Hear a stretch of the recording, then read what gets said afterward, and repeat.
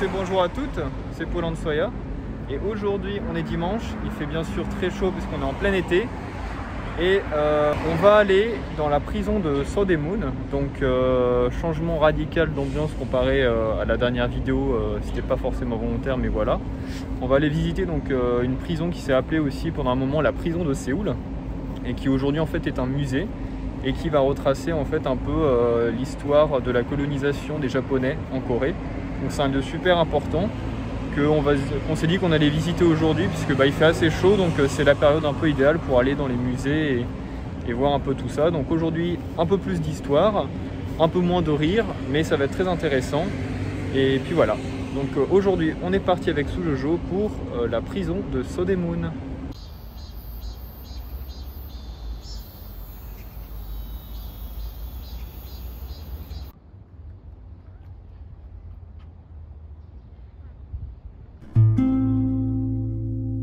Située dans le vieux Séoul un peu au nord, la prison a été construite en 1908 sous le nom de Gyeongsang par les Japonais qui occupaient alors le pays.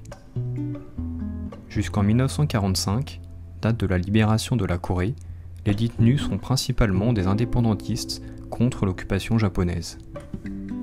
Ensuite, elle changera de nom pour prison de Séoul et servira de centre de détention pour les opposants politiques du régime en place jusqu'à sa fermeture en 1987. Pensée pour accueillir 500 prisonniers, on en comptera près de 3000 simultanément dans le bâtiment.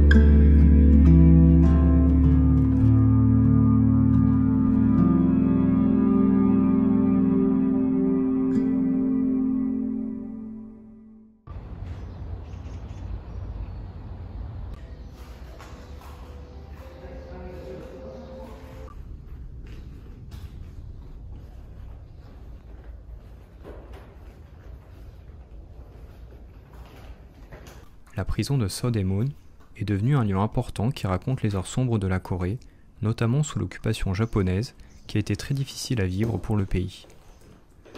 Une partie du bâtiment a notamment été utilisée pour torturer et exécuter les dissidents coréens. Aujourd'hui encore, il est possible de voir des caissons d'isolement ou bien des cellules de torture que bon nombre de prisonniers ont visitées.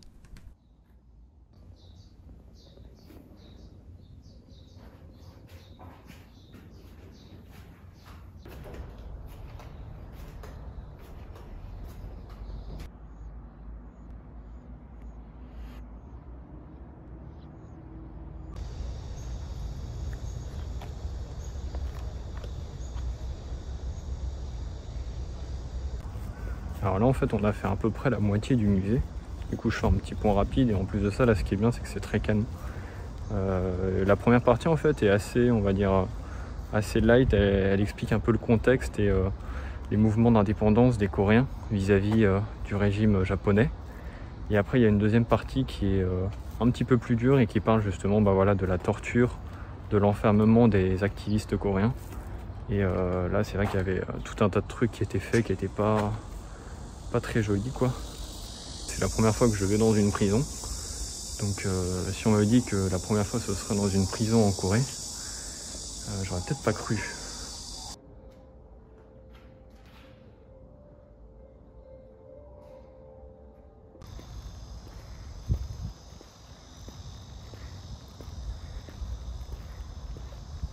본래의 얼굴과는 많이 다른 모습이라고 합니다. 입술과 코, 눈 주위, 뺨 등이 구태근의